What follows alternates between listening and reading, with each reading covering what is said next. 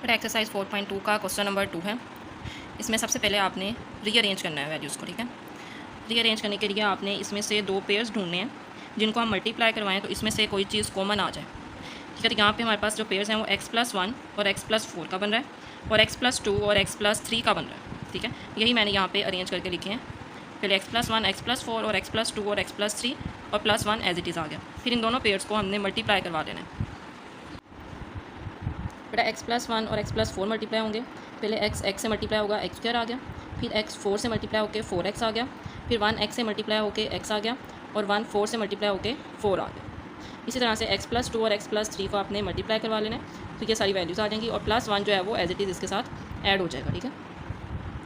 फिर हमने इसको सिंप्लीफाई करना है। x² एज इट इज़ आ गया, 4x और x ऐड होकर 5x आ गया और +4 एज इट इज़ आ गया। इसी वैल्यू को भी आपने इसी तरह सिंप्लीफाई करना है।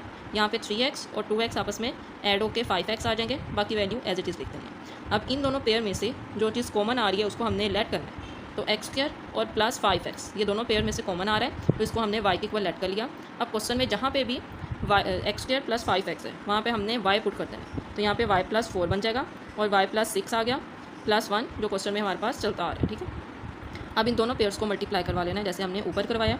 y से मल्टीप्लाई होकर y² आ जाएगा, y 6 से मल्टीप्लाई होकर 6y आ जाएगा, y 4 से मल्टीप्लाई होकर 4y आ जाएगा और 6 4 से मल्टीप्लाई होकर 24 आ जाएगा और +1 जो क्वेश्चन में हमारे पास था। यहाँ पे भी इसको हम सिंप्लीफाई कर लेंगे। 6y और 4y ऐड होकर 10y आ जाएगा और 24 +1 ऐड होकर 25 आ जाएगा। अब ये हमारे पास एक क्वाड्रेटिक इक्वेशन बनी है, इसके आपने फैक्टर्स बना लेने, ठीक है। जिस तरह हमने एक्सरसाइज 4.1 के अंदर फैक्टर्स बनाए थे उसी तरह से यहाँ पे आपने फैक्टर्स बना लेने हैं 25 के। 25 के फैक्टर जो है वो 5 और 5 बनेंगे, मीन्स के 5 और 5 को ऐड करेंगे तो 10y आ जाएगा और 5 और 5 को मल्टीप्लाई करवाएंगे तो 25 आ जाएगा। अब इसमें हम दो के पेयर्स बना लेंगे, ठीक है। तो इस पेयर में से फर्स्ट पेयर में से y कॉमन आ गया, रिमेनिंग y+5 रह गया। फिर सेकंड पेयर में से 5 कॉमन आ रहा है और यहाँ पे y+5 रह गया।